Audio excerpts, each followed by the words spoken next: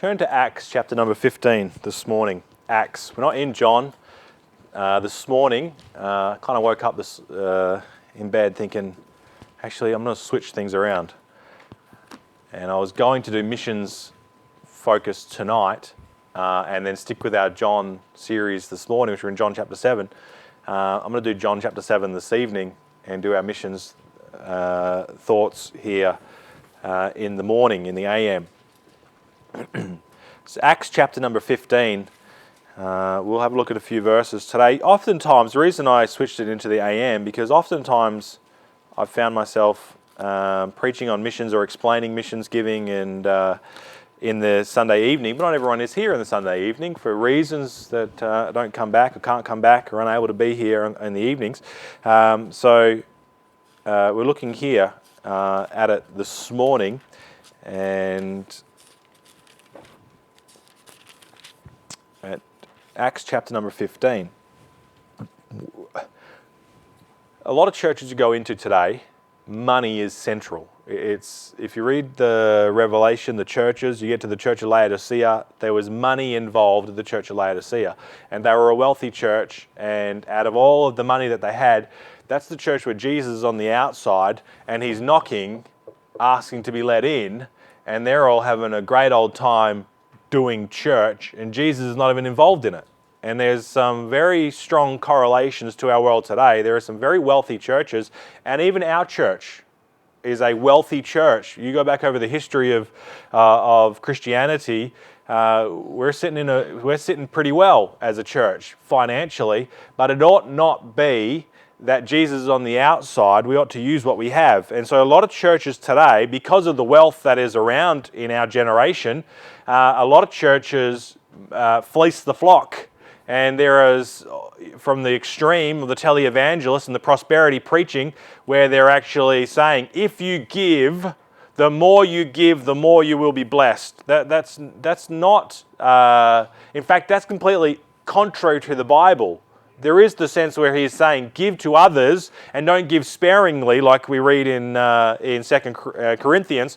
But in another sense, to say that gain is godliness is exactly what Paul writes to Timothy and says, beware of these people, false teachers who will teach that gain is godliness. That the more you get, this shows the blessings of God in your life.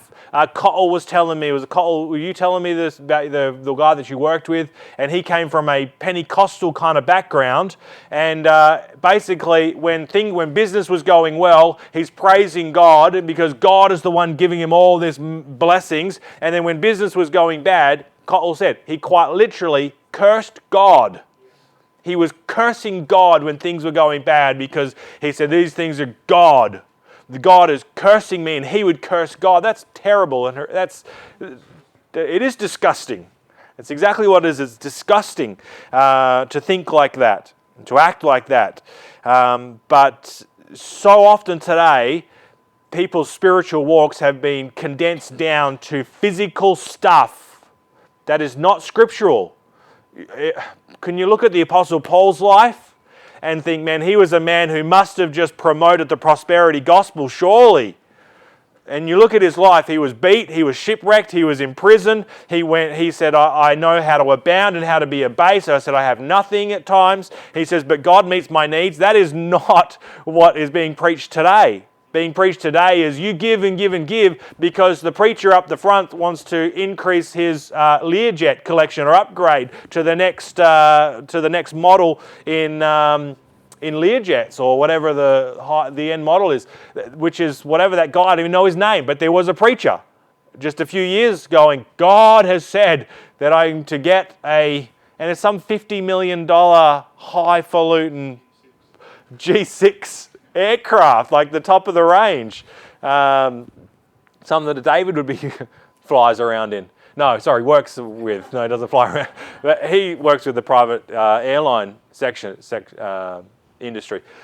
But there's a preacher saying that, and there are preachers who have private jets, and they're getting very, very wealthy. There is a guy in Fort Worth or in the Dallas area, and here Eagle Mountain Church or whatever it is. I can't remember his name.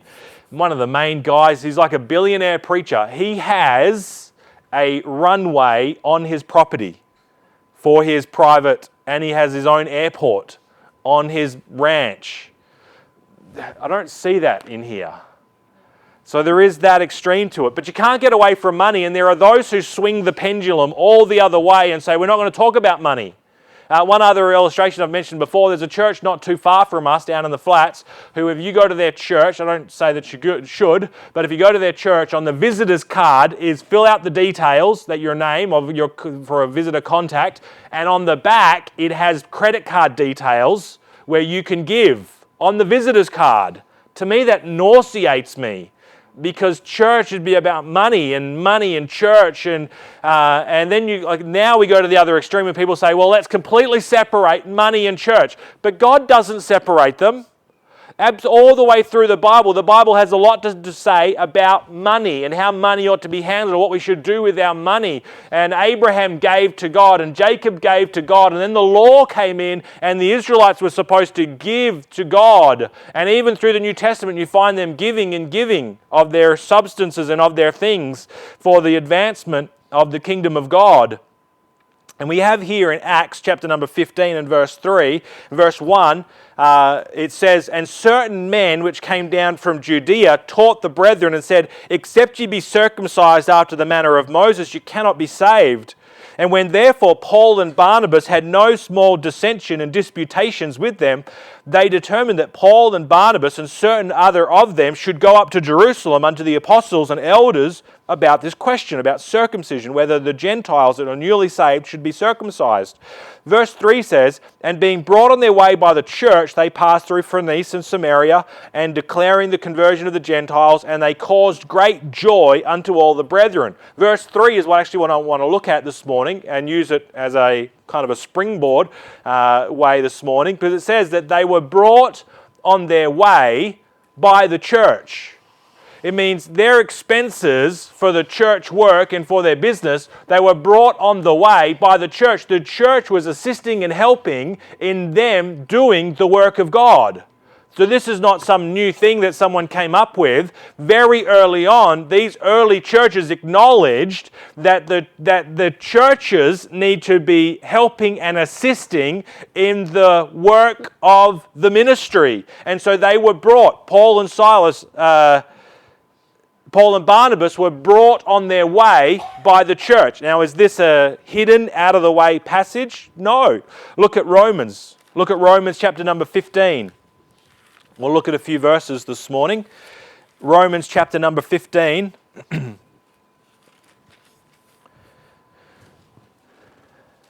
I'll do it in sequential order. We'll go to Corinthians after this, and Titus, and then 3rd John. But in Romans chapter number 15, 24, but you're close. He says this in verse 24, Paul writing to the church at Rome, it says, whensoever I take my journey into Spain. So whenever he had the goal to go to Spain. So he wanted to, if you read the letters that he wrote to Rome, he'd never been to Rome. He wanted to go see them. And he says, I want to go see you, and then I want to see you as I springboard on and take the gospel continually around the Mediterranean and on into Spain. He never got there. He went down to Jerusalem, he was arrested in Jerusalem, and then was taken bound to Rome. He got to Rome, but he got there as a prisoner. It wasn't his goal, or at least he didn't think it was his will at that stage, to go to Rome as a prisoner. He wanted to go free, but he says, I have goals to go all the way into Spain. That was his goal, to keep preaching the gospel all the way through the Mediterranean, the top of the Mediterranean.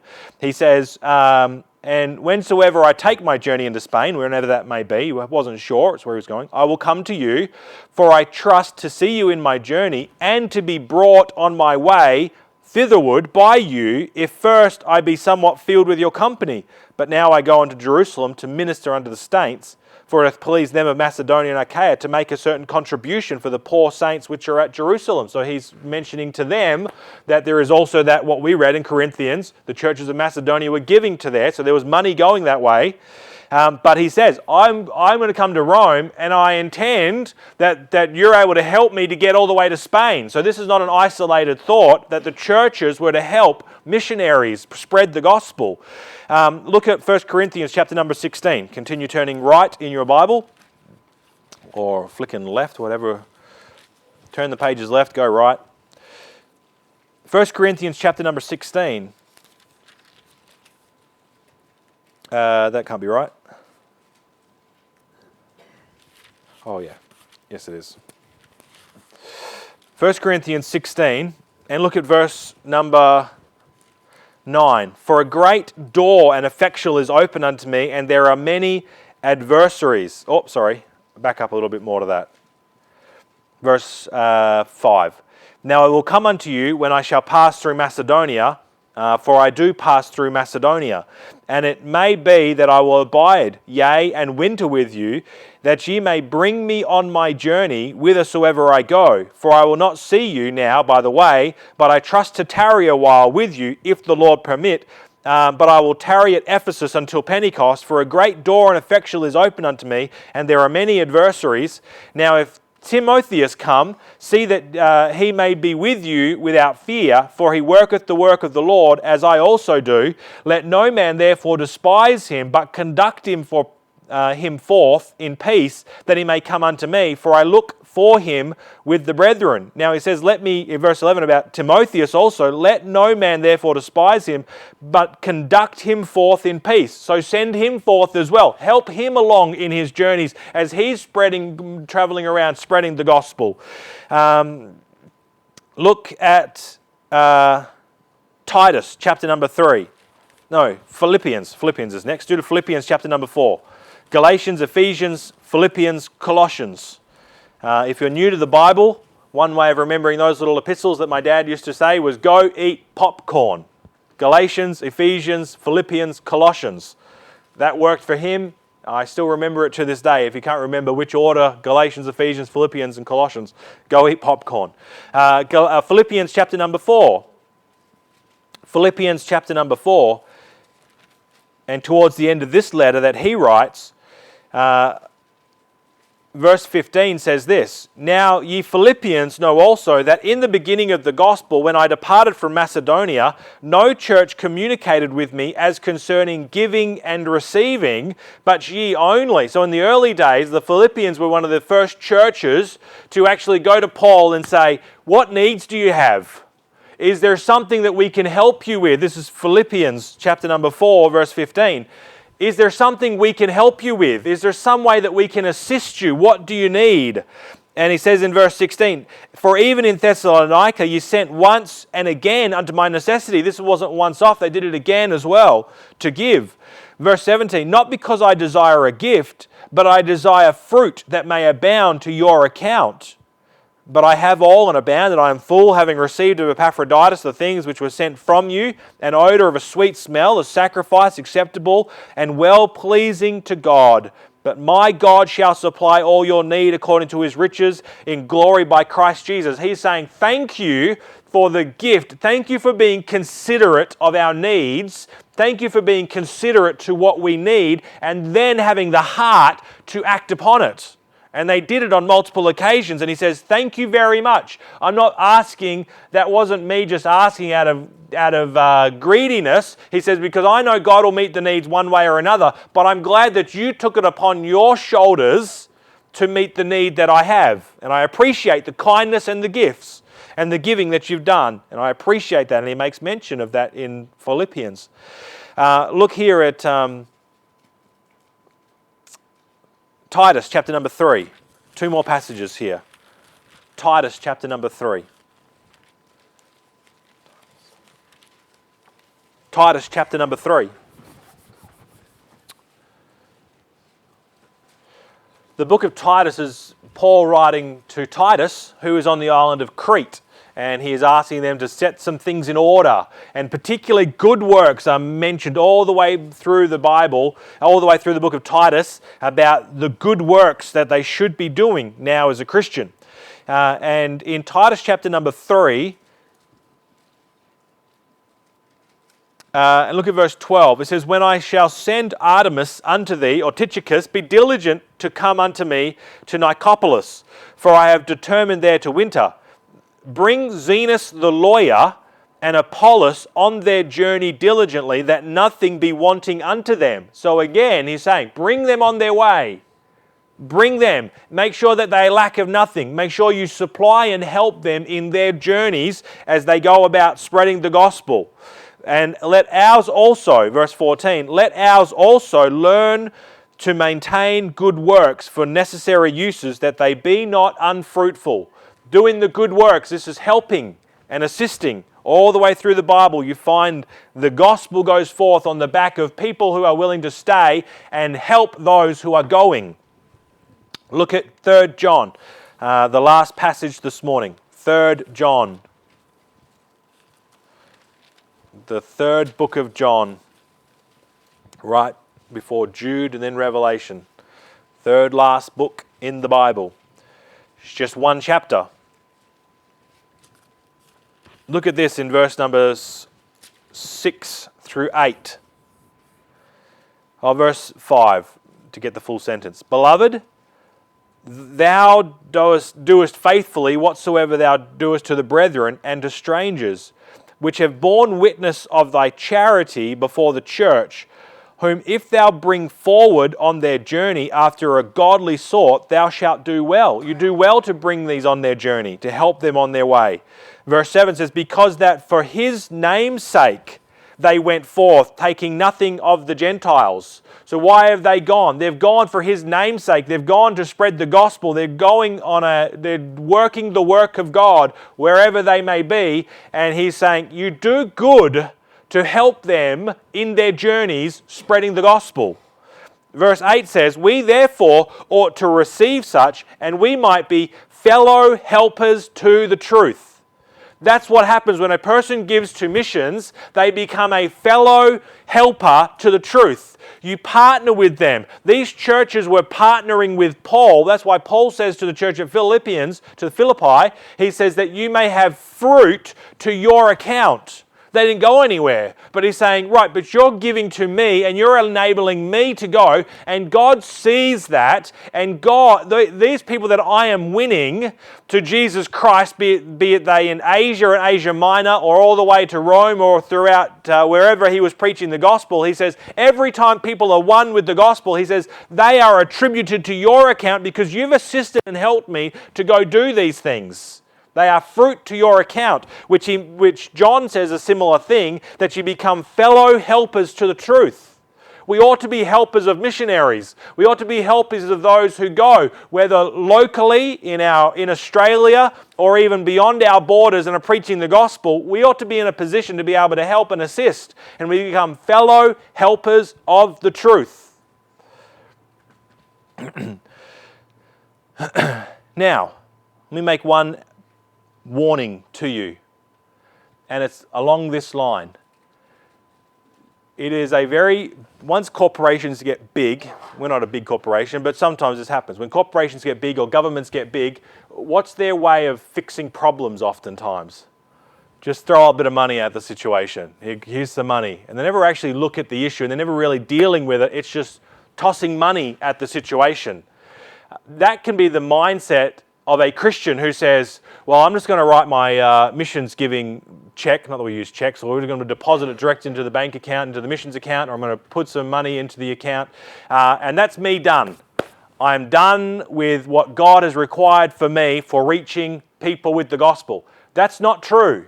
You are helping someone else in their area when you give towards missions, but you cannot outsource your responsibility to someone else. You still have a responsibility, and I still have a responsibility to reach people with the gospel where we live. The people that we work with need to know the gospel of Jesus Christ, and our family and our friends and our neighbours need to know the gospel of Jesus Christ, and the people that we come in contact with in the local associations, be they in the park or be they at the cricket club or the basketball club or the pony club or whatever it might be, they need to know about Jesus Christ. You need to invite them to church and invite them to Christ, have a conversation about these things. I was thinking about this, and I was thinking about Kimmy. Kimmy reached her brother with the gospel this year or last year, whenever it was.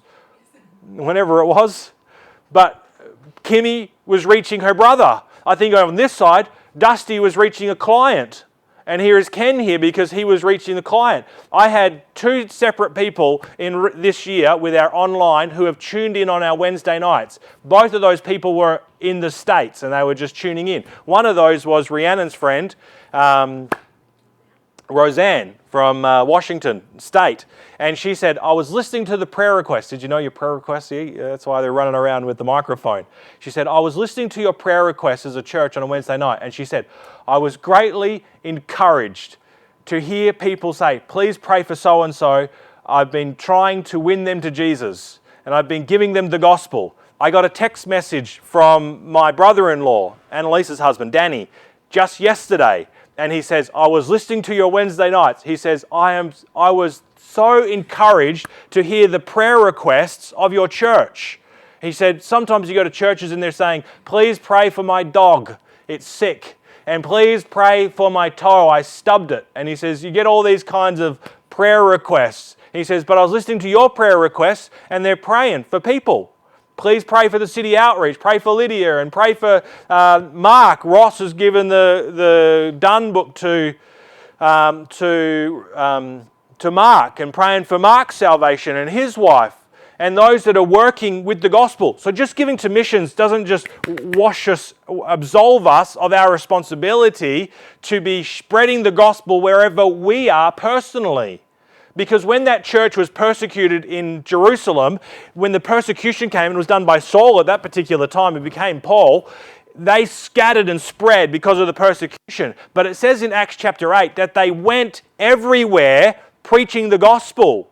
Churches popped up all of a sudden because the people of Jerusalem Baptist Church went out and they preached the gospel wherever they went. The church members were preaching the gospel. They didn't just rely upon the apostles to do it, they were doing it as well. They took upon them the responsibilities of it. I love the testimonies of people that I know in this room, how they came to Christ and about how a co-worker won them or someone they were working with or a family member brought them. That's how it ought to work. It's not just a matter of putting some money towards someone else to go do it and outsource it. That's wrong. If that's all you're doing.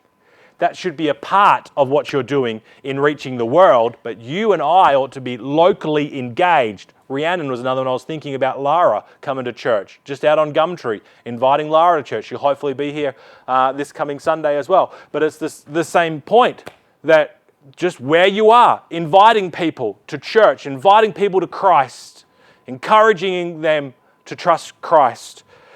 I heard a story and I looked it up again. It was from 2013. There was a man earning 6 figures, 100,000 plus a year, working for Verizon in the United States. It was 2013. And he was working, and then there was some security issues that they found. They found some security issues in the system of being logged in, and they were being logged in from Shanghai in China, or Shenyang, or somewhere over in China anyway. They were being, the Verizon network was being accessed from China on a regular basis. And they tracked it all back, and it had been happening for months and months and months and months. And then they looked more into it in this audit, internal audit, and they thought it was a Chinese hacking system that was getting data from the Verizon computers. And they were always logging in through this one particular employee's access code. And so they traced it back to him and they started looking. Comes to find out, this guy who was on 100,000 plus a year was giving 1/5 of his income, was outsourcing his work to China and was paying someone 1/5 of his salary to do his work. He was rocking up to work. And they went back through all these things. He was watching cat videos, and he was watching, scrolling through eBay. He was looking on Reddit. He just spent the day just going through the internet. And while someone in China was doing his work, he's getting 100,000, paying them 20 grand, and then they traced it back, and he was doing it for about 3 different companies. He was making hundreds of thousands of dollars a year and outsourcing what he was supposed to be doing to China. It's a great idea until you get fired. And I can't help but think there are Christians like that they're living it good in the local church and they're happy just to outsource a little bit of their responsibilities to a missionary somewhere else, and they give them money, and yet they actually don't do any work that they are supposed to do themselves. There are some things that ought not be outsourced. We can outsource the responsibility of reaching the world by networking with other ministries and churches in giving the gospel to places that you and I are never going to go to. But our local area is what we are supposed to be reaching. We cannot outsource that. We can't just write a check and give that to someone else to do. We must be reaching our neighbours, and we must be reaching our family members, and we must be reaching our friends and co-workers. And that's what this church is filled with. People who reached people. And that's what we must do. We must reach people with the gospel. But you have today an opportunity to give towards our missionaries. We're going to have a time of prayer and invitation now. And we're going to take up a second offering. And that's for the little commitment cards. Now it might be empty and you say, oh, I'm a bit embarrassed. I don't want to not put something in, but I'm not giving to it. We'll just put an empty one in. Honestly, I don't care. You do before God. I want no pressure on this. I want you to do before God as God leads you to give towards our missionaries. And put it in. We're going to take up this offering in just a few moments.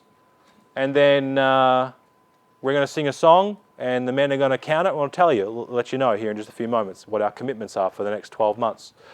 But we're going to have a time of invitation right now. A time of prayer. And bow your heads and hearts before God and maybe respond back to Him. Maybe you just want to...